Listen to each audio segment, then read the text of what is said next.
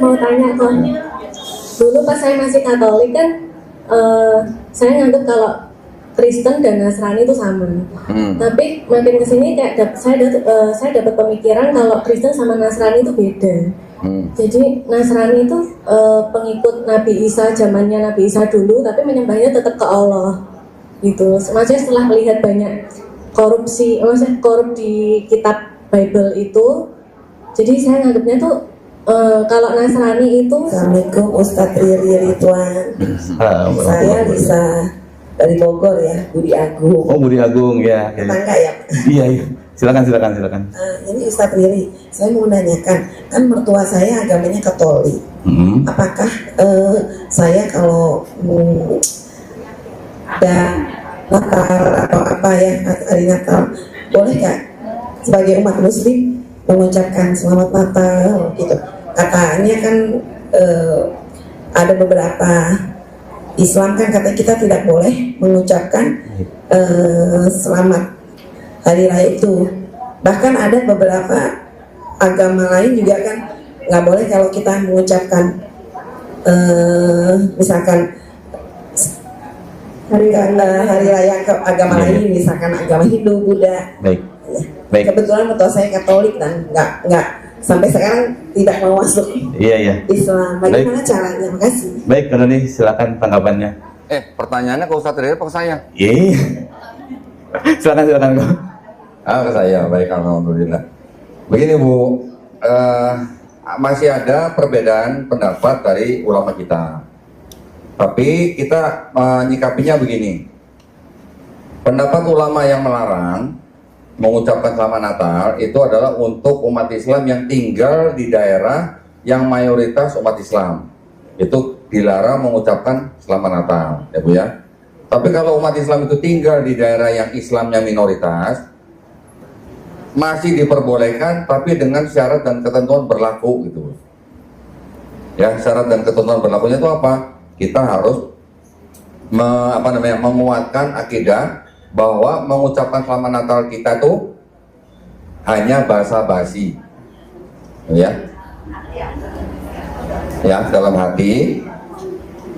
Kita meyakini bahwa mengucapkan Selamat Natal itu hanya basa-basi. Itu kalau untuk umat Islam yang tinggal di daerah Islamnya mayoritas. Tapi kalau kita tinggal di daerah yang Islamnya mayoritas, kita tidak boleh mengucapkan Selamat Natal, ya. Kita ganti dengan ucapan Selamat Hari Libur gitu aja Bu.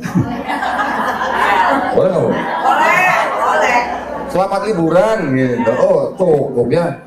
Jadi ketika Islam jadi minoritas gitu ya, untuk menjaga hubungan ya. Ya, kalau Islamnya minoritas kita boleh, tapi hanya basa-basi. Dan kita harus yakin dalam hati bahwa itu hanya basa-basi. Kalau makannya boleh nggak kok?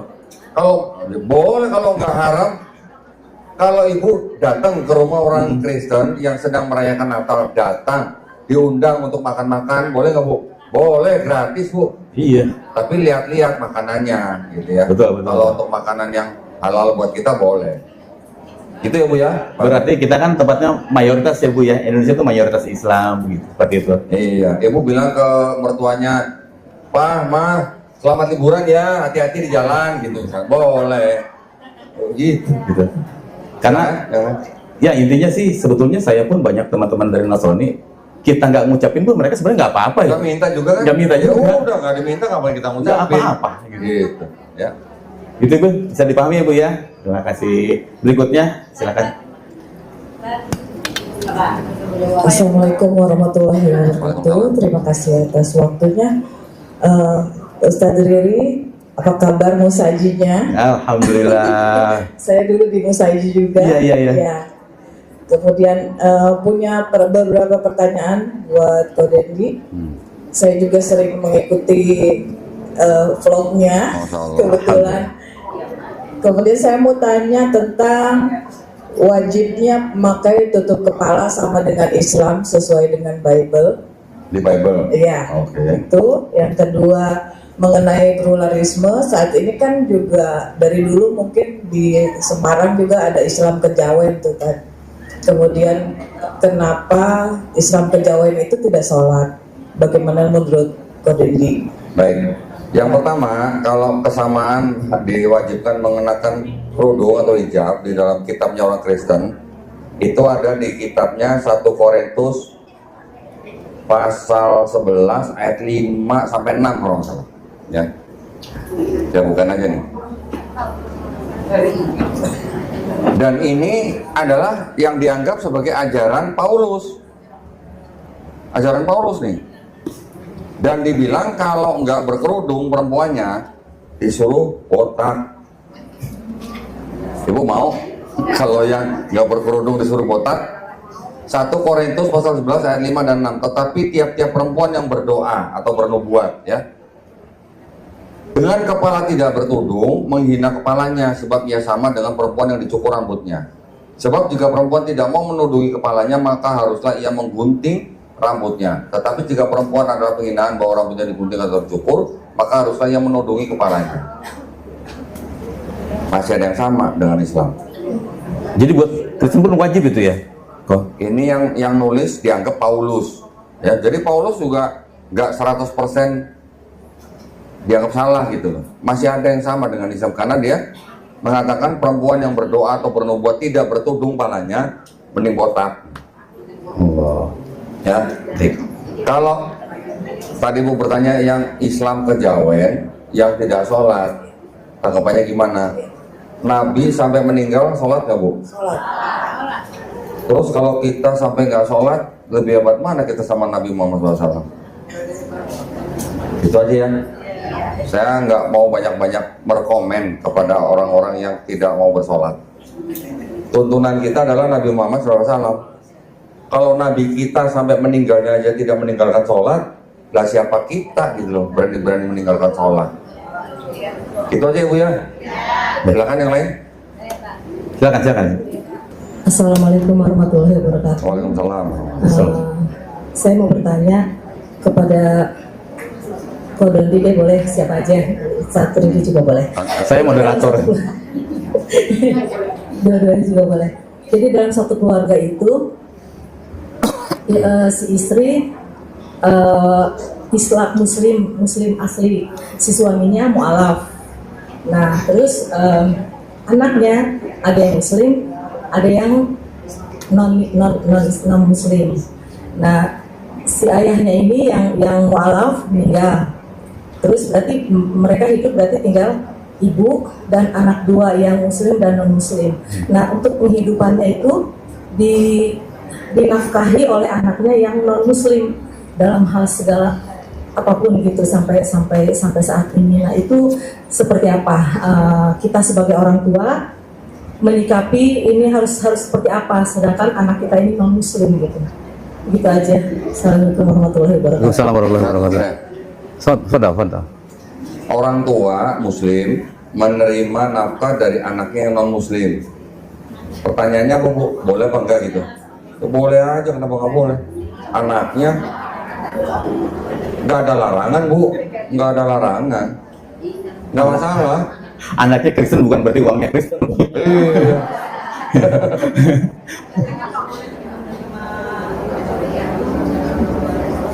Boleh Bu, boleh. Yang nggak boleh terima babi Bu. Ya. Mendoakan siapa? Ya anaknya, anak ibu atau Pertanyaannya, anak yang non Islam mendoakan orang tua yang Islam atau orang tua yang Islam mendoakan anak yang non Islam? Dua-duanya. Dari dua sudut itu ya. Dua sudut pandang. Ya kalau dari kalangan mereka mendoakan siapa aja itu juga nggak apa-apa, boleh-boleh aja. Kita mendoakan orang yang non Islam, mau anak kita, mau orang tua kita, mau saudara kita, mau tetangga kita, boleh nggak Bu? Boleh. Selama orangnya masih hidup ya Bu ya. Betul. Kalau orangnya masih hidup, boleh kita doain. Mau sehari 1000 kali kita doain, boleh Bu. Tapi kalau orang yang meninggal bukan dalam keadaan Islam, kita tidak pantas mendoakan atau minta ampunan buat mereka. Nggak boleh Bu artinya ya. Itu perintah Allah bukan perintah Nabi. Banyak pertanyaan seperti itu ya. Orang Kristen datang, orang tuanya sudah meninggal dalam keadaan Kristen, terus dia mau masuk Islam, tapi dia takut doanya nggak sampai gitu katanya. Boleh nggak saya doain orang tua yang meninggal dalam keadaan Kristen? Bukan boleh nggak boleh.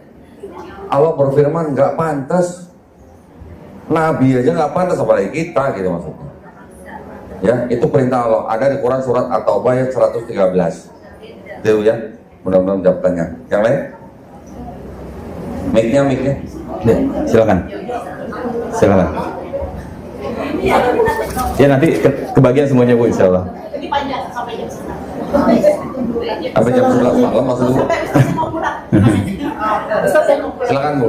Assalamualaikum warahmatullahi wabarakatuh. Waalaikumsalam warahmatullahi wabarakatuh. Ini saya sering nyimak YouTube-nya Kode Dodi. Alhamdulillah. Terus di apa namanya? Ada di yang peristiwa penyalipan itu ya. Kan kalau yang disalib tuh kalau menurut Islam kan orang yang diserupakan dengan Nabi Isa. Yudas Iskariot misalnya. Kata siapa Bu? Ada ustadz yang bilang ada salah satu, mungkin gak usah sebut nama ya. Iya. Nah itu tuh sosoknya itu Yudas Iskariot. Terus? Maka itu dikatakan sosoknya sama dengan Samiri dan yang nantinya dengan apa Dajjal yang disebut Dajjal, kita sebut Dajjal itu. Iya. Nah, menurut Kodoni gimana? Baik. Saya tahu yang mengatakan itu, saya tetap menghormati pendapatnya. Tapi saya bukan orang yang mempelajari eskatologi. Ibu tahu eskatologi? Ilmu tentang masa depan gitu. Ya, saya tidak mempelajari itu. Jadi gini Bu, di Quran surat An-Nisa 157 disebutkan bahwa Nabi Isa alaihissalam tidak dibunuh dan tidak disalib, tetapi orang yang diserupakan. Tidak ditulis namanya Yudas Iskariot Bu ya di Quran ya. Nama Yudas Iskariot itu adanya di tafsirnya Ibnu Katsir ya Bu.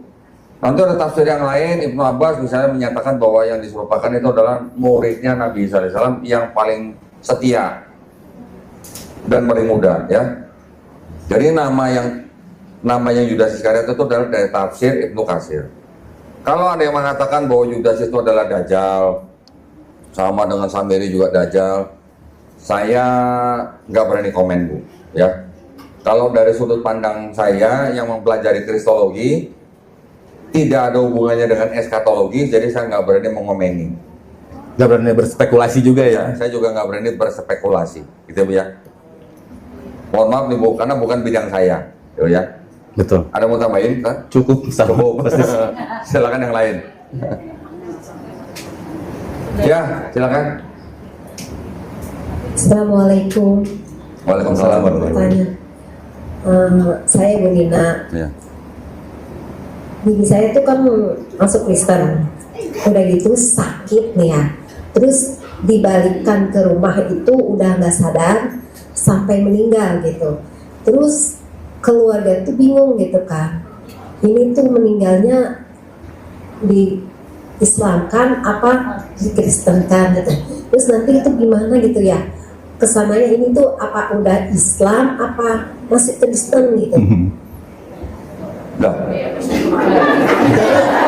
Jadi kan Enggak, yang mendampingi sampai apa tantenya. dia tuh masuk Islam sendiri gitu, ikut suaminya. Terus Dipulangkan ke keluarganya udah nggak sadar, terus sampai meninggal gitu. Nah keluarga kan jadi bingung tuh. Dia masuk Kristen, masuk Islam, masuk Kristen karena suaminya. Nah udah gitu suaminya masih hidup nggak Bu? masih hidup. Katanya suaminya meninggalnya dalam keadaan Islam atau Islam?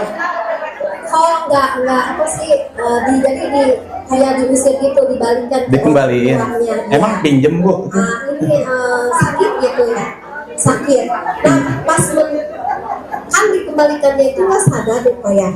Terus itu jadi gimana tuh Islamnya gimana? Enggak, yang mengembalikan siapa?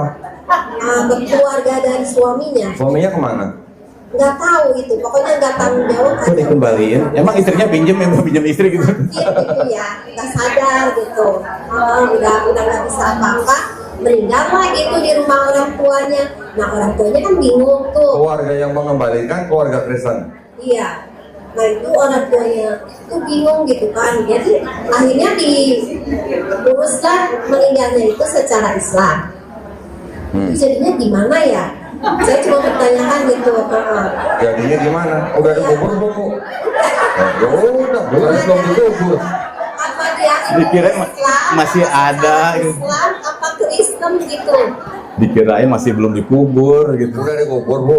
Ya kan maksudnya apa secara Islam apa Kristen gitu? Kalau misalkan udah meninggal begitu gimana itu? Udah dikubur tapi. Iya, tapi udah dikubur lagi mana? Saya status agamanya nanti kesananya gitu. Walau Bu kalau begitu ya. Gimana tahu? Ya kalau bisa harusnya keluarga yang menerima tanya ke keluarga yang mengembalikan. Ini meninggalnya dalam keadaan apa? Jadi pas dibawa ke orang tuanya itu udah sadar. Enggak, tanya ke keluarga yang ngebalikin. Tanya ke keluarga yang ngebalikin meninggalnya dalam keadaan apa? Izin kok tambahkan lagi. Dalam ilmu usul fikih Iya. ada kaidah gini.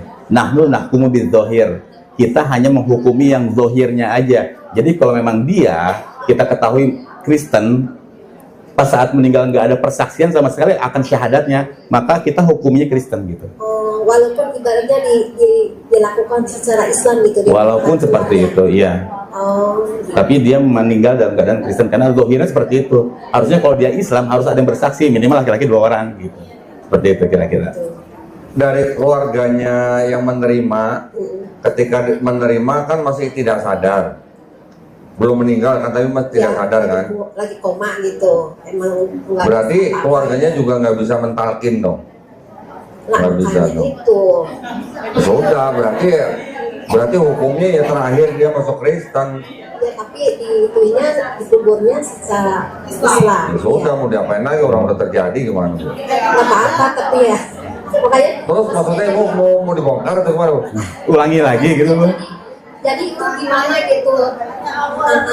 Masuknya agama mana gitu. Nahnu nahkumu bidzahir. Kita hanya menghukumi yang zahirnya aja. Kalau zahirnya memang dari awal itu Kristen, maka Kristen dianggapnya. Seharusnya. Makasih ya kok. Makasih. Baik. Allah Ta'ala. Ini banyak pertanyaan. Silakan yang singkat ya, Bu ya. Nanya dong. Assalamualaikum warahmatullahi wabarakatuh. Waalaikumsalam warahmatullahi. Saya Margareta dari Bogor. Itu masih ingat saya nggak? Sepertinya ingat. Mau tanya kok.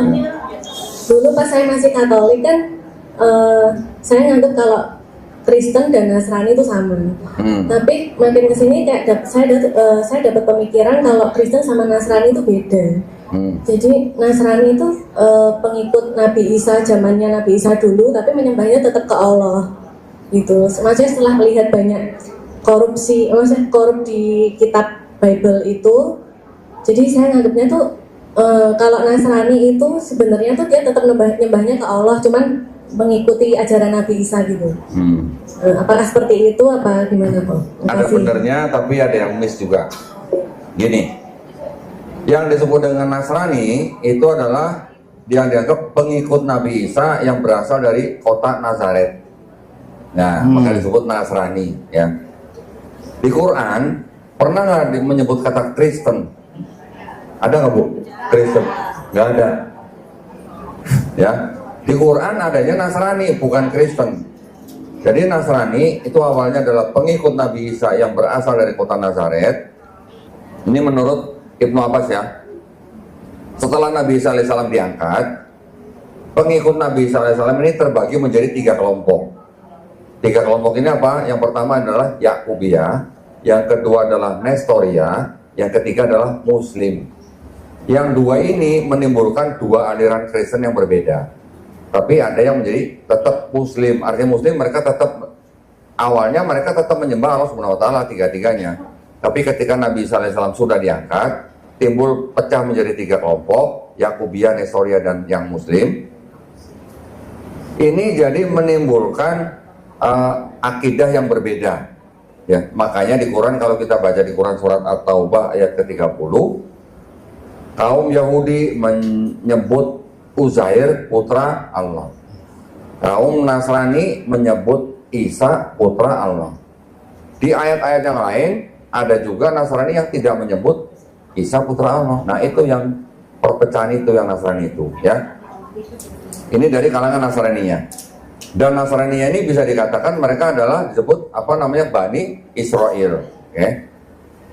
Yang Kristen timbulnya ketika yang disebut dengan Paulus dan Barnabas tinggal di kota Antioquia selama setahun, baru mereka dan pengikut-pengikutnya disebut Kristen. Yang Nasrani tadi ada dua pecahan, dua kelompok. Yang Kristen juga banyak kelompok. Nah, akhirnya kelompok yang percaya ada apa namanya Allah itu adalah Nabi Isa putra Maryam itu dibantah di Quran surat Al-Maidah ayat ke-72. Telah kafirlah orang yang mengatakan Allah adalah Isa putra Maryam.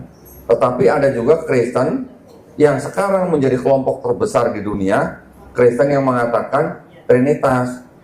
Itu dibantah di Quran surat Al-Maidah ayat ke-73. Sungguh telah kafir orang yang mengatakan Allah adalah salah satu dari tiga. Ya. Jadi Kristen sama Nasrani itu adalah dua kelompok orang yang berbeda asal usulnya, tetapi mereka sekarang bersatu dalam akidah gitu, dalam teologinya, sama-sama Trinitas. Tapi yang Nasrani juga tadi ada yang tidak Trinitas, Kristen juga ada yang tidak Trinitas. Gitu. Nah, jadi kalau bahasa apa ya? Bahasa gaulnya ruwet, jelimet gitu ya. Ruwet pakai D ya, jangan pakai ruwet. D. Ya. Ruwet banyak sekali alirannya gitu ya. Tapi dari aliran itu sekarang kita bisa menjadi tiga kelompok aliran yang utama. Yang pertama Trinitarian ya. Bapa Tuhan, Yesus Tuhan, Roh Kudus Tuhan, tapi bukan tiga Tuhan, tapi satu Tuhan. Paham nggak Bu? Oh alhamdulillah kamu. Kalau paham saya curiga nanti. Ya, ada lagi Kristen yang Unitarian, tidak menganggap Yesus sebagai Tuhan. Ada lagi Kristen yang Oneness, Bapa itu Yesus, Yesus itu Bapa, tidak menganggap Trinitas. Ini butuh kajian yang juga cukup panjang. Yang kita pahamin sekarang udah pokoknya Kristen yang sekarang, kalau buat saya ini Ustaz ya, mohon maaf ya, mungkin saya beda sama Ustaz Riri, tapi kalau Kristen yang sekarang buat saya itu bukan ahli kitab yang dimaksud Quran. Nah, itu yang saya tanyakan. Batasannya ahli kitab tuh di mana gitu? Kalau saya berpegang pada nasab. Kalau ahli kitab menurut Ustaz Riri itu Bani Israel bukan? Yang diberikan kitab pada saat itu. Iya, namanya juga ahli kitab, berarti yang diberikan kitab. Bani Israel bukan? Bani Israel. Dan sekarang udah ada distraksi, maka itu udah bukan. Iya, jadi kalau ada Bani Israel yang menyimpang ini artinya menyembah Nabi Isa AS sebagai anak Allah atau putra Allah atau Allah itu sendiri. Bani Israel awalnya menyimpang, tapi ada orang-orang di luar Bani Israel yang mengikuti pemikiran orang-orang Bani Israel yang menyimpang. Orang-orang dari luar Bani Israel ini walaupun dia akidahnya sama dengan Bani Israel, bisa nggak disebut ahli kitab? Itu maksud saya. Iya, betul. Ya, jadi maksud saya gini, ibu-ibu ini mohon maaf ya. Nanti ini ada urusannya lagi dengan pernikahan. Di Quran kan ada ayat. Betul. Muslim boleh menikahi perempuan ahli kitab, gitu katanya kan? Iya. Apakah ahli kitab yang itu bisa disamakan dengan Kristen yang sekarang? Kalau saya bilang tidak. Tidak. Saya bilang tidak. Saya berpendapat sama. Belum lagi kan ada Quran di Quran surat Al-Baqarah 21. Mau muslim atau muslimah tidak boleh menikahi kaum musyrikin.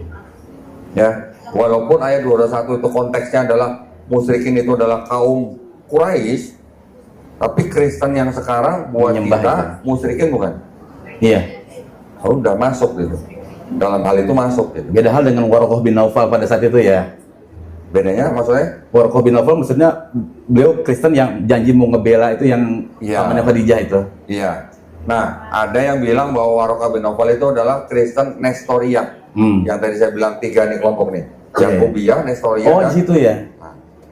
Baik. Ya, gitu ya. Oke, yang lain? Menarik. Silakan yang lain. Yang pegang mic Bu, yang kuasa Bu.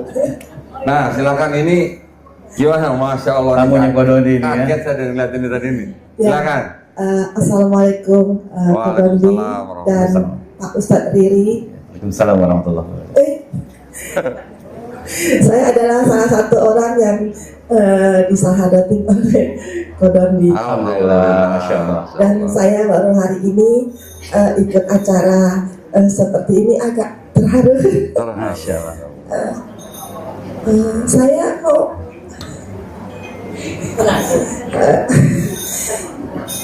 ada 2 pertanyaan saya. Saya kan sampai hari ini masih ke gereja. Karena satu hal saya belum bisa menunjukkan diri saya. Jadi kalau lagi khotbah atau pujian saya bersahadat. Itu yang mau saya tanyakan, apakah saya berdosa, lalu keberadaan saya di gereja sendiri apakah berdosa? Itu pertama. Yang kedua, kita tahu bahwa saat ini tidak ada satupun manusia yang bisa melihat Allah. Tapi apakah pada waktu kita di akhirat nanti kita bisa melihat langsung wajah Allah? Itu pertanyaan saya. Baik. Terima kasih. Alhamdulillah. Alhamdulillah. Ya. Gini Ci, tadi yang pertanyaan pertama urusan orang baru masuk Islam, tapi karena satu dan lain hal dia tetap harus ke gereja. Ci tidak sendirian, banyak yang begitu. Ya, banyak temennya yang begitu ya. Ada yang karena harus nganterin orang tua, dia tetap harus nganterin orang tuanya ke gereja. Gak apa-apa, gak masalah. Ada juga anak istri sudah masuk Islam tapi belum bisa ngasih tahu suaminya harus ke gereja, ada juga yang begitu. Ya. Bahkan di gereja mereka nyanyi, istrinya zikir di gereja.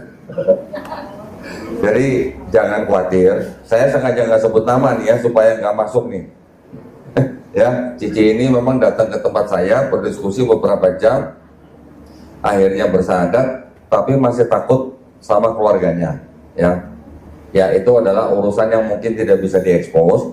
Tapi saya ingin katakan bahwa kalau sekarang Cici tetap harus ke gereja karena satu dan lain hal, tapi di dalam gereja Cici tidak mengikuti atau istilahnya tidak menyembah Yesus sebagai Tuhan lah, udah gitu aja. Insya Allah Cici tetap Muslim. Kalau masalah nanti kita di akhirat melihat wajah Allah atau tidak, itu cita-cita kita semua, Ci. Ya, makanya cita-cita orang Islam gak usah tinggi-tinggi. Husnul khotimah, meninggal dalam keadaan Muslim, meninggal dalam keadaan berserah diri kepada kehendak penciptanya. Kalau kita meninggal dalam keadaan berserah diri kepada kehendak penciptanya, insya Allah yang kehendaknya diturutin sama kita, masa nggak mau sih mengizinkan kita melihat wajahnya gitu aja. Insya Allah ya Ci ya. Kita hanya cukup berdoa itu aja. Siap? Yang lain ada lagi? Alhamdulillah. Ya, Assalamualaikum warahmatullahi wabarakatuh. Waalaikumsalam warahmatullahi Ya, nama saya Lini dari Bogor. Mungkin ada sedikit komen saya sebelum bertanya ya Koh ya, tadi mengenai mana agama paling benar tadi itu ya. Kalau saya lebih prinsipnya begini, karena di samping hal tersebut banyak juga yang bilang begini Koh, semua agama itu baik katanya. Oke, saya terima itu, semua agama itu baik, tapi belum tentu benar gitu. Jadi agama yang benar itu ya hanya Islam itu. Terus pertanyaan saya Koh, di dalam mungkin dalam ajaran Kristen dan Islam itu konsep ketuhanannya itu memang berbeda kan. Islam kan memang agama tauhid di mana hanya satu Tuhan yaitu Allah Subhanahu wa taala gitu. Sementara di Kristen sendiri kan banyak denomnya, ada yang 3-1 gitu kan, 3-in-1 lah istilahnya ya. 3-in-1. Sampo aja. Bu, sekarang ganjil genap Bu, bukan 3-in-1 lagi.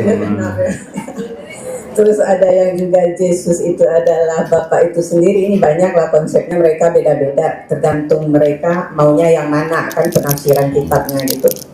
Nah, yang saya lebih concern gini kok terhadap agama Yahudi gitu, karena kan sekarang ini di Indonesia pun kan sudah banyak itu apa namanya memurtadkan tapi ke Yahudi gitu, karena di Yahudi pun kan mereka kan agama apa namanya hanya satu Tuhan juga, tauhid juga kan gitu.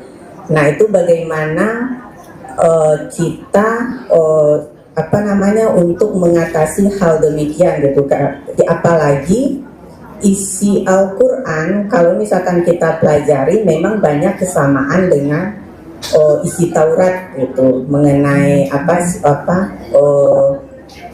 nabi-nabinya segala macam gitu. Nah, bagaimana siasat kita untuk mengatasi permutatannya itu lebih kepada ke Yahudinya gitu. Terus pertanyaan selanjutnya kok nggak apa-apa ya nambah.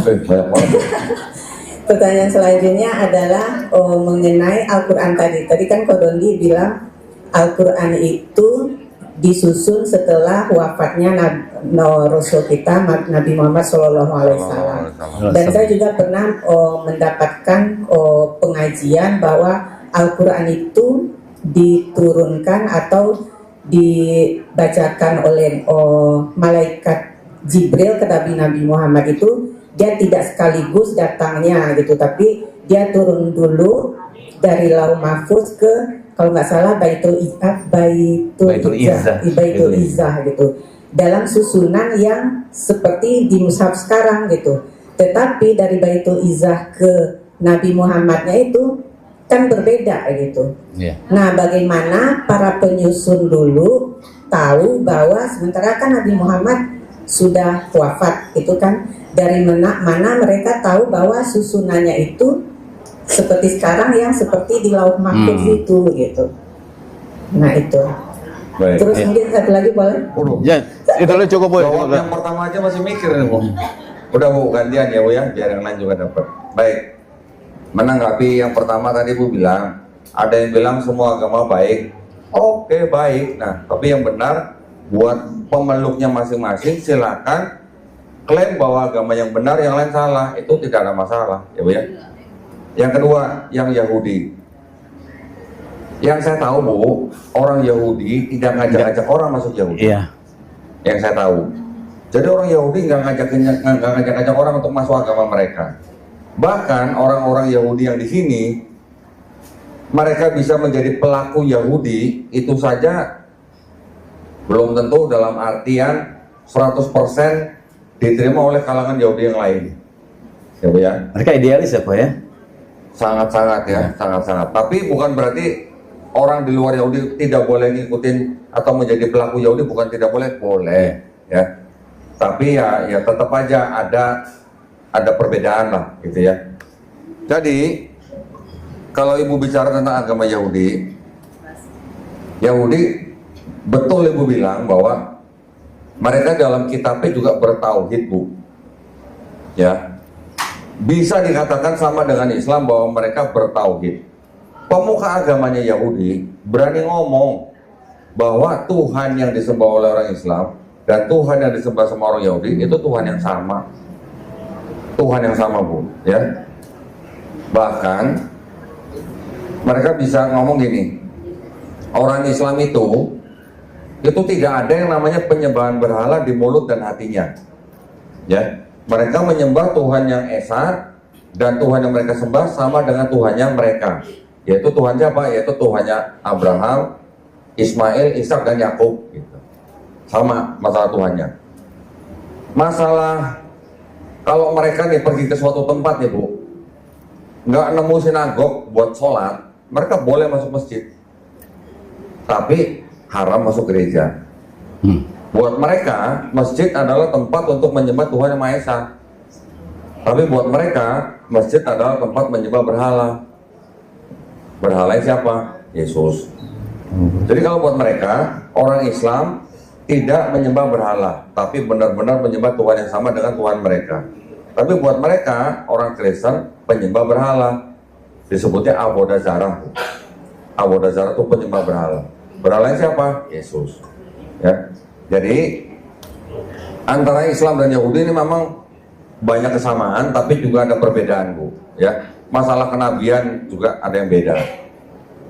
Banyak dari mereka yang masuk Islam, ya Bu ya. Pada zaman Nabi pun banyak yang masuk Islam, tapi banyak juga mereka yang menolak kenabian Nabi Muhammad SAW. Masalah kenabian ini boleh dikatakan dari dulu, Bu, ya, dari zaman Nabi masih hidup pun sudah menjadi masalah buat mereka. Terus yang berbeda lagi, tadi yang saya bilang Al-Masih di dalam Islam, Isa Al-Masih atau Mesias. Di Yahudi mereka juga kenal yang namanya konsep Mesias. Mesias itu buat mereka itu yang akan datang, sampai sekarang belum datang, Bu. Yang mereka anggap mau datang ini adalah raja untuk mereka, raja untuk bangsa Israel. Sama Kristen, kitabnya mereka dipakai sama Kristen menjadi sebagian dari kitab Kristen, menjadi perjanjian lama.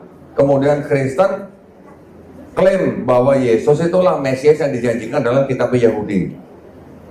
Kata Yahudi, tar dulu, syaratnya Mesias yang akan datang itu benar-benar manusia, bukan Tuhan yang jadi manusia. Nanti dia datang, bahkan jelas namanya Daud, ada ayat-ayatnya. Nanti dia datang ketika semua manusia sudah tidak ada yang perang. Nanti dia datang ketika semua manusia sudah mengenal Hashem. Hashem itu, nama Tuhan itu, nama Tuhan yang Maha Esa.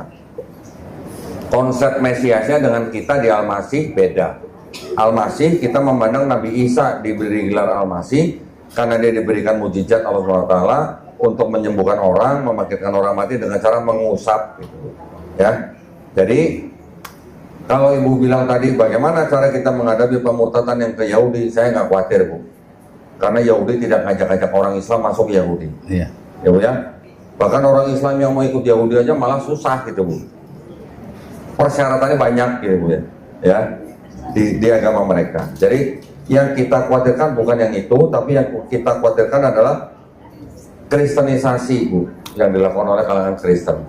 Ya. Yang ketiga tadi mengenai Quran. Ustaz mau jawab? Silakan. Yang saya baca nih, Bu ya, yang saya baca itu mutawatir bahwa posisi ayat-ayat yang ada di dalam Quran yang kita sekarang pegang itu berasal dari Nabi sendiri. Ketika beliau masih hidup, beliau yang memberitahukan posisinya di sini. Itu yang saya baca. Kalau Ustaz mau nambahin silakan. Ya. Jadi ketika saat ayat itu turun, Nabi itu setor kepada penghafal Al-Quran. Dan pada saat yang sama itu Nabi minta tolong letakkan ini di ayat ini, di surah ini gitu. Jadi itu penyusunannya itu pun wahyu. Malaikat Jibril mengabarkan kepada Nabi kita Muhammad SAW untuk di mana letak itu ayat ditaruh gitu. Jadi semuanya adalah wahyu. Itu kira-kira Allah SAW. Ya, Bu ya. Demikian juga hanya dengan misalnya contoh hadis qudsi ya. Ya. Hadis qudsi juga wahyu, Bu. Yang paling berkesan buat saya, Bu, ketika saya sedang mencari tahu tentang Islam, hadis ini nggak masuk Quran, tapi Nabi bisa mengatakan bahwa sendi manusia itu 360 sendi. Saya waktu itu nyari, Bu, ahli ortopedi mana pada zaman itu yang berani ngomong sendi manusia 360. Nggak ada. Scan-nya pakai apa ya? Nggak ada. Manusia pada saat itu belum bisa menghitung sendi manusia. Kok bisa seorang nabi bisa ngomong begitu? Ya nggak bisa baca pula ya. Nggak bisa baca pula istilahnya, nggak bisa baca tulis ya gitu istilahnya. Nggak pernah belajar lagi. Kok bisa tahu dari mana? Berarti waktu itu saya benar-benar membuktikan Quran ini pasti bukan karangan Nabi Muhammad SAW. Dan Nabi Muhammad SAW itu pasti seorang nabi. Itu maksudnya, ya Bu ya. Jadi kalau untuk urusan surat-surat ayat-ayat itu di mana, ya itu membuat Allah kecil gitu. Semua itu udah masuk ke dalam kolbunya Nabi, diberitahukan kepada sahabat-sahabatnya. Jadi ketika kodifikasi itu terjadi, tadi saya cerita kodifikasi yang pada zaman sahabat Abu Bakar, itu kodifikasi yang pertama ya Bu ya. Yang kedua nanti ada lagi ketika pada zaman Khalifah Utsman bin Affan. Pada zaman Khalifah Utsman bin Affan itu ada perang di Azerbaijan. Salah seorang panglimanya pulang kepada Khalifah, lapor. Di daerah itu ada orang Islam, sama-sama orang Islam, itu hampir bunuh-bunuhan gara-gara bacaan Qurannya beda gitu. Iya. Nah ini nanti yang ATA nih yang mau saya expose nih nanti nih tentang qiraat Sabah. Perbedaan orang sama-sama orang Islam baca itu dikarenakan perbedaan dialek katanya. Ibu-ibu yang di Bogor ini kata orang Sunda katanya bener bu nggak bisa ngomong F bu. Oh gua tuh fitnah katanya bu ya. Fitnah. Hanya cara orang berbicara dengan dialek yang berbeda-beda. Jadi pada waktu zaman Khalifah Utsman, Quran dikodifikasi ulang, tapi menggunakan master yang sudah dibikin pada zaman sahabat Abu Bakar. Master itu dibikin salinan, kalau nggak salah 7 salinan, disebar ke daerah-daerah yang dikuasai oleh Islam. Quran-Quran yang sudah terlanjur jadi dengan dialek selain Quraisy dibakar. Gitu. Ya. Untuk apa? Untuk standarisasi. Karena Quran diturunkan dengan dialek Quraisy, tapi juga diturunkan dengan 7 ahruf. Gitu. Ya. Beberapa ahruf nanti menimbulkan satu qiraat. Beberapa ahruf ini menimbulkan beberapa qiraat. Itu nanti ada pembahasan khusus yang saya pengen nanti belajar dari ATA. Ya. Siap ya Ustaz ya? Itu ya kira-kira Bu jawabannya. Siap? Ya, baik. Ada yang lain? Mungkin satu pertanyaan terakhir. Masih ada? Oke, silakan. Ibu ini.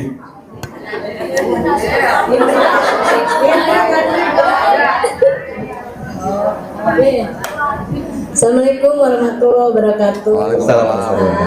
Ustadz Bonitan, Pak Ustadz Ridwan. Izin bertanya Ustadz. Ada seorang ibunya agamanya Kristen dan anaknya juga ya, tapi sekarang udah mualaf. Terus gimana kan ibu orang tuanya udah meninggal nih? Terus cara mendoakannya gimana? Kan nggak bisa Al-Fatihah gitu gimana Ustadz? Gimana? Nah kan ibunya kan udah meninggal. Kan Kristen. Dalam keadaan Kristen. Ya udah Kristen. Anaknya udah mualaf. Udah Kristen, udah mualaf gimana? Enggak, maksudnya Awalnya emang Kristen. Awalnya Kristen, sekarang masuk Islam, udah mualaf. Terus cara mendoakan ibunya yang udah meninggal tuh gimana? Apa di gitu aja Ustaz. Assalamualaikum warahmatullahi wabarakatuh. Ibunya yang meninggalnya dalam keadaan Kristen. Yang ibu tanya bagaimana caranya anak yang sudah mualaf ini mendoakan ibunya yang meninggal dalam keadaan Kristen. Sedangkan anaknya kan mualaf, dia kan bacaannya Al-Fatihah. Ibu buka Quran, buka Bu, Quran Bu, bacain.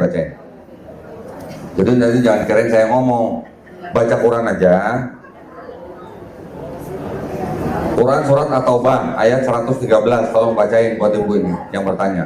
Tidak ada hak bagi Nabi dan orang-orang yang beriman untuk memohonkan ampunan kepada Allah bagi orang-orang musyrik sekalipun mereka ini kerabatnya, setelah jelas baginya bahwa sesungguhnya mereka adalah penghuni neraka jahim. Itu jawabannya Bu. Itu ayat perintah Nabi atau perintah Allah? Perintah Allah. Ya Bu ya, jawabannya itu. Silakan yang lain. Silakan pertanyaannya. Ini saya singkat aja Ustadz, nama saya Indri. Saya mau bertanya apa bedanya Allah dalam Islam dan Allah dalam Kristen? Oh jawab? Oh, enggak, tidak. Nah, gini. Ini ada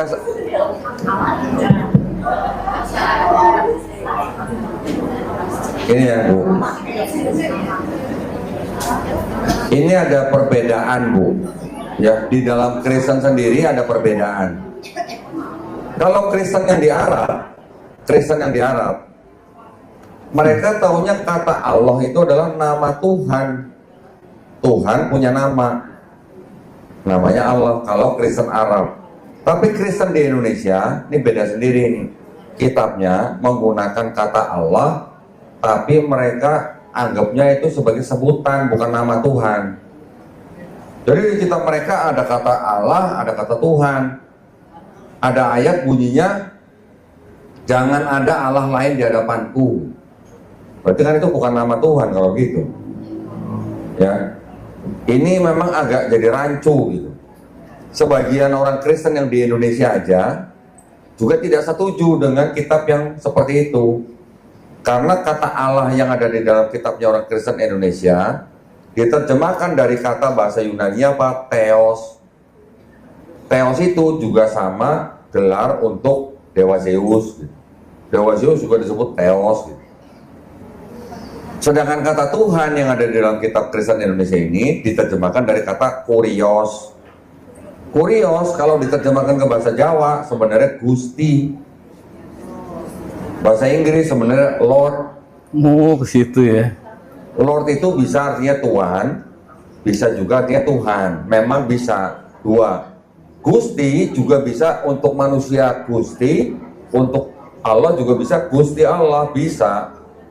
Tapi orang Kristen di Indonesia menerjemahkannya tidak apa ya, maksud tidak konsisten. Mereka yang kata Tuhannya itu diterjemahkan dari Kurios, yang harusnya untuk manusia ya Tuhan, untuk manusia.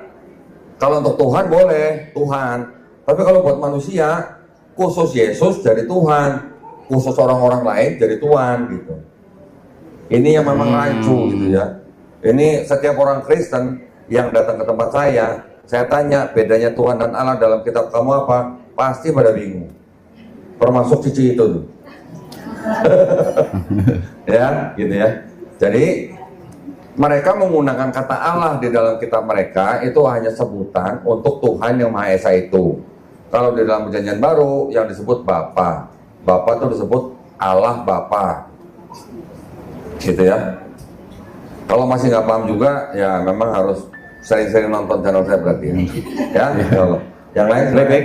Pertanyaan berikutnya. Assalamualaikum Pak Ustadz. Ini mau nanya, kalau misalnya kita ke kelenteng, menurut Pak Dandi yang pernah menjadi apa sih namanya Konghucu ya dulu agamanya. Nah, boleh nggak kita masuk tapi dilihat dari orang Konghucunya ke kita yang Muslim? Maksudnya dengan pakai jilbab ini kita masuk ke kelenteng boleh tidak? Tapi menurut pandangan mereka yang orang Konghucu gitu. Terima kasih. Gimana sih? saya nggak pernah jadi Konghucu, Bu. Nah, yang jadi Konghucu itu papa saya. Cuman saya waktu itu ditugaskan membersihkan altar aja. Tapi kalau menurut saya, kalau ada orang Islam masuk wihara menggunakan hijab, maksudnya Bu, di pandangan mereka, ya boleh-boleh aja. Boleh-boleh aja, asal Ibu di depan bayar tiket gitu, Bu. Nggak ada masalah, Bu. Nggak ada masalah. Tidak ada masalah insya Allah, Bu. Saya di Cina 5 tahun berapa kali masuk kelenteng pada itu. Foto-foto bukan mau ngapa-ngapain. Ya, justru saya mau nanya, Ibu pakai hijab ke kelenteng mau ngapain ceritanya? Jalan-jalan.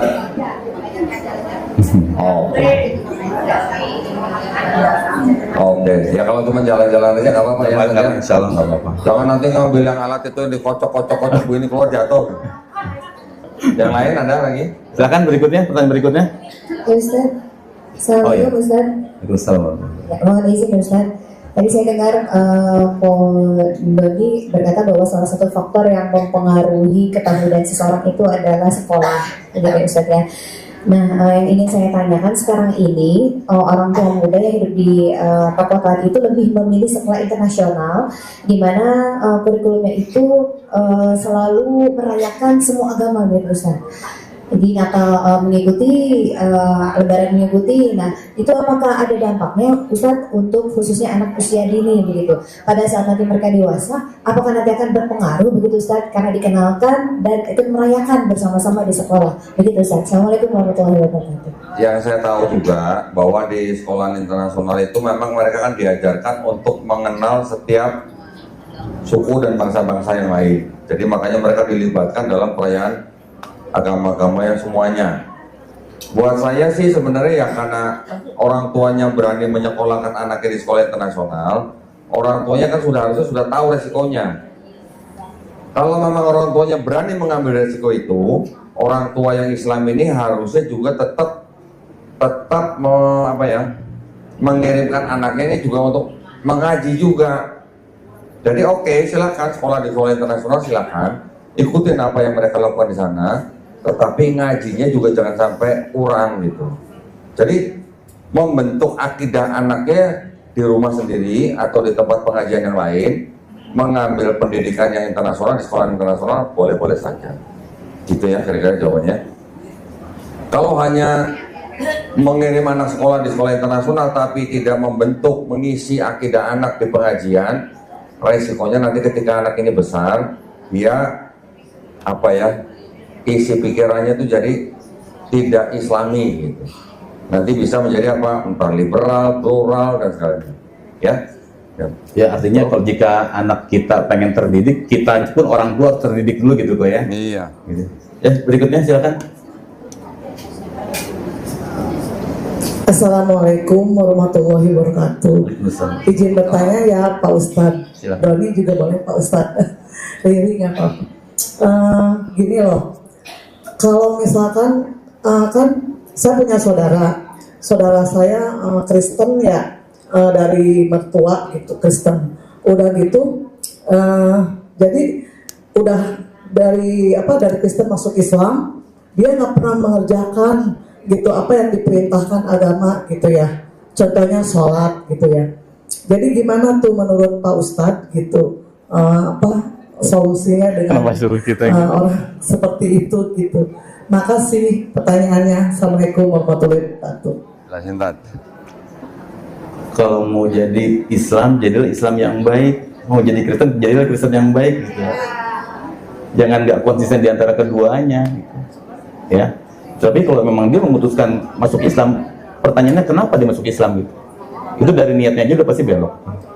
Ya. Gimana hukumnya? Nah. Sholat itu tiang agama.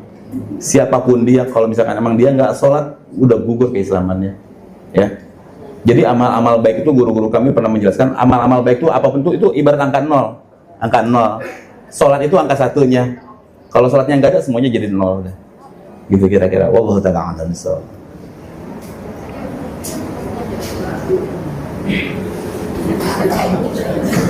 Terima kasih Pak Anko Dondi, izin bertanya. Ini kalau agama Islam itu kan punya Gusti Allah yang menguasai alam semesta. Kalau agama-agama lain non-Muslim di Indonesia itu ada Buddha, Hindu, Kristen dan lain-lain, itu yang dimaksud Allahnya mereka itu apa Allahnya yang kita sembah itu? Itu pertama. Kedua, saya ini kan orang Islam, suka sebut Gusti Allah. Sebutan Gusti Allah itu benar apa tidak? Terima kasih. Baik. Apakah Tuhan yang disembah agama-agama itu adalah selamat Allah Subhanahu wa taala, maksudnya Ibu ya? Pertanyaan begitu ya. Kalau tadi yang saya cerita di agama Yahudi itu bisa dianggap sama, ya. Karena nabi-nabinya juga sama walaupun konsep nabinya beda. Kalau yang Kristen ini boleh dikatakan menurut keyakinannya orang Kristen yang mayoritas, Tuhannya dalam orang Kristen kan Tuhan yang bisa bermanifestasi dalam 3 pribadi, ya kan? Berarti cara pandangnya Kristen yang menurut kita dari pandangan orang Islam dan Yahudi itu salah, ya. Tapi kalau agama yang lain yang mempercayai, ya gini, saya kembali sedikit mundur gini. Ibu pernah mendengarkan monoteis kan? Pernah tahu kan? Monoteis, sistem kepercayaan yang percaya Tuhan itu hanya satu. Monoteisme, gitu ya. Pernah dengar politeisme?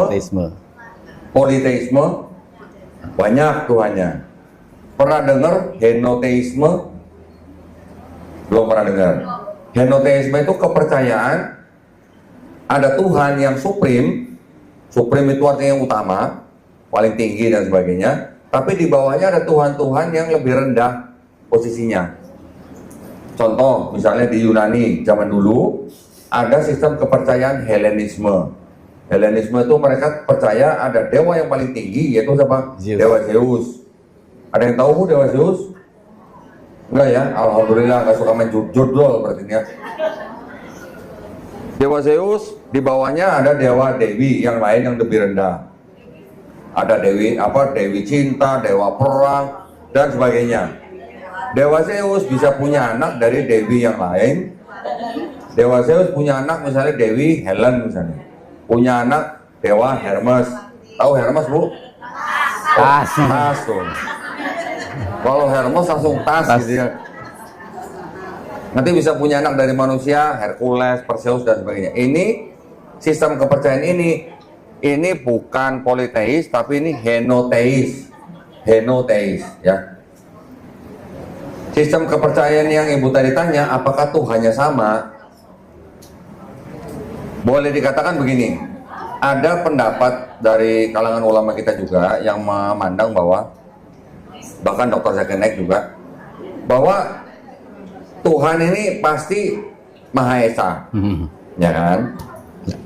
Di dalam Islam pun kita percaya bahwa Allah Subhanahu wa taala mengutus 124.000 nabi-nabi dan rasulnya 313 atau 315. Bisa jadi agama-agama yang sekarang kita lihat ini, Bu, ini adalah agama-agama yang dulunya berasal dari nabi-nabi yang diutus, tapi ketika nabinya sudah nggak ada, pengikutnya melakukan inovasi, pemikiran-pemikiran yang berubah, tambahan-tambahan pemikiran-pemikiran sehingga menimbulkan agama baru, agama yang diciptakan oleh pengikut-pengikutnya.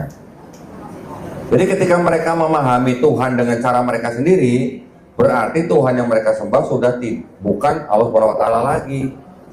Itu maksudnya, Bu. Ya, Bu ya. Karena cara memandangnya, cara memahami sifat Tuhannya sudah berbeda, berarti Tuhan yang disembah sama mereka itu udah bukan Allah SWT lagi. Gitu ya, Bu ya, maksudnya.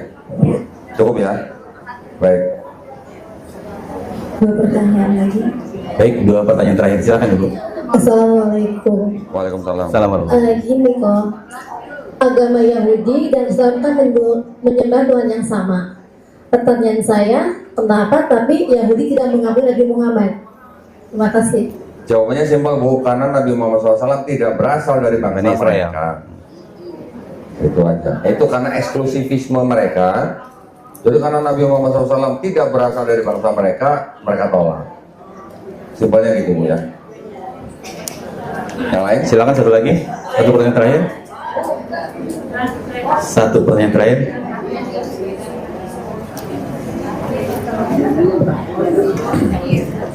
Assalamualaikum Ustadz, izin tanya. Ya. Gini Ustadz, saudara saya kan mau nikah sama orang Kristen, tapi si bapaknya itu tidak merestuinya, tapi dia tetap aja berjalan gitu. Terus pada akhirnya si bapaknya itu meninggal, Ustadz. Terus katanya dia mungkin ini udah jodoh saya, yang merang saya sudah meninggal, ini gitu. Terus pada akhirnya dia menikah. Entah kenapa ya ibunya itu tadinya tidak merestui, tapi pada akhirnya dinikahan gitu. Nah terus gimana ya Ustadz, si orang tuanya yang sudah meninggal itu ke bawah apa ya itu, kan nggak boleh gitu ya, ke bagian ininya enggak, atau apa sih namanya dosanya gitu, apa enggak gitu ya, ibunya juga gitu. Sedangkan mereka tuh udah sangat melarang keras sampai meninggalnya, akhirnya menikah, katanya udah jodoh, bapaknya nggak ada yang menghalangi lagi. Gimana? Mungkin itu ya Ustaz. Assalamualaikum warahmatullahi wabarakatuh. Bu, jangan suruh kami ngambil keputusan apa yang itu keputusan Allah gitu. Kita nggak tahu, kita pun nggak tahu selamat atau enggak, kita nggak tahu, ya. Kita nggak tahu keadaan hati orang ketika meninggal itu seperti apa, kita nggak tahu. Bisa jadi dia meninggal dalam keadaan dia betul-betul nggak terima keadaan itu dan dia udah betul-betul berdakwah, atau bisa jadi dia meninggal dalam keadaan lalai. Tapi artinya kita hanya menghukumi yang dohir-dohirnya aja. Terkait hati, ingat Bu, itu porsinya Allah. Jadi jangan pernah ngehakimin hati, ya. Terus gimana Ustaz, diterima nggak? Ibu saya pun nggak tahu amal saya diterima atau enggak sama Allah, ya. Jadi itu porsinya Allah. Jadi jangan bertanya apa-apa yang bukan porsinya kita sebagai manusia gitu ya. Tapi manakala gimana diterima atau enggak? Bapak saya nggak tahu lagi diapain sekarang dalam kubur kan gitu ya. Tapi dia meninggal sesuai dengan keadaan akhirnya seperti apa, matinya seperti apa. Kalau memang dia betul-betul menolak itu keadaan, betul-betul udah tidak wahyu dan lain-lain, insya Allah dia akan terbebas. Seperti halnya Nabi Nuh alaihissalam, ketika istri dan anak-anaknya bangkang, pada akhirnya Nabi Nuh gak kenapa-apa karena Nabi Nuh sudah menjalankan kewajibannya gitu, seperti itu. Itu kira-kira. Wallahu ta'ala a'lam bishawab. Ada satu lagi, silakan. Ya. Assalamualaikum warahmatullahi wabarakatuh. Waalaikumsalam. Saya mau minta pendapat sama Koko Dodi. Dulu saya pernah kos di orang Kristen, terus teman-teman saya juga non Muslim juga, jadi istilahnya cuma saya sendiri. Nah waktu itu kebetulan tempat kos saya dekat masjid, saya suka ke masjid juga gitu. Nah ustaznya bilang gini, percuma katanya sholat, puasa juga, pembawa rahmat nggak akan masuk ke situ gitu. Saya udah melupakan itu ya.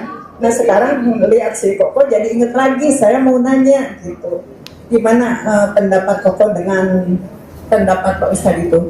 Terima kasih ya. Assalamualaikum warahmatullahi wabarakatuh. Mohon maaf Bu, tadi Ustadznya bilang apa? Percuma sholat ya? Percuma sholat, puasa, malaikat membawa rahmat nggak akan masuk ke rumah itu.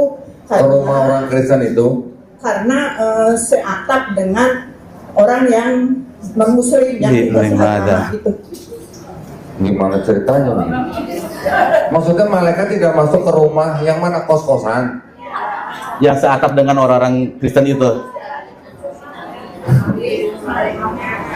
Ya maafin aja Bu Ustadznya. Wallahu a'lam lah, itu kalau gitu lah jauh-jauh. Enggak, apakah Allah segitu lemahnya sehingga nggak bisa tembus ke situ gitu, kasih rahmat. Allah tuh maha kuasa, ya, rahmatnya Allah itu luas insya Allah. Silakan kok. Aduh, ya gimana ya? Kalau sia-sia sholatnya, dibilang sholatnya sia-sia gitu. Hah? Sholatnya percuma, sholatnya percuma gitu. Itu porsinya Allah, bukan porsinya kita. Iya. Kita sholat bagaimana ceritanya? Bagaimana niat kita? Kalau ternyata ada orang yang tidak menganggap itu satu, bagaimana, itu bukan urusan kita, Bu. Bukan urusan kita. Yang penting ketika kita niat bersolat, yang menilai sholat kita Allah SWT. Dan kita sholatnya kan kepada Allah, bukan kepada ustadz itu. Ya Bu ya, jangan dipikirin Bu. Ya. Jangan bilang ya Bu ya, kita entar sholatnya nggak diterima, bukan urusan kita. Ya, bukan urusan kita, itu porsinya Allah. Nggak bisa gitu. Allah ta'ala alam bishawab. Ada lagi satu lagi pertanyaan terakhir, silakan. Assalamualaikum warahmatullahi wabarakatuh. Selamat siang buat Pak Ustadz dan Pak Fadi. Saya ingin meminta pencerahan dari Pak Ustadz. Ada pertanyaan pribadi dari saya. Kebetulan saya kan punya profesi punya kesibukan pengobatan tradisional. Terkadang itu referensi dari luar ya, suka ada yang berbeda agama yang datang ke saya, yang ada orang Hindu gitu, Kristen dan lain sebagainya. Kan tidak mungkin saya tolak ya Pak Ustadz, karena itu bidang saya. Ya saya terima gitu kan, dengan keyakinan saya tetap sebagai orang Muslim gitu. Saya serahkan kepada Allah dari berbagai macam agama yang datang ke saya. Nah bagaimana menurut Pak Ustadz atau Pak Dedi? Sekian sekian pertanyaan saya. Terima kasih banyak. Assalamualaikum warahmatullahi wabarakatuh. Pengobatannya bagaimana Bu? Maksudnya apa yang tradisional kayak semacam pijit gitu, membuang hal-hal yang negatif seperti itu. Kadang saya tidak tahu agamanya tamu yang datang itu, pas sudah bertemu ternyata dari orang Kristen, orang Medan, atau dari Maluku Ambon, atau berbagai macam daerah yang berbeda agama. Kan tidak mungkin saya tolak. Iya, akhirnya saya tangani dengan sendiri keyakinan kepada Allah SWT.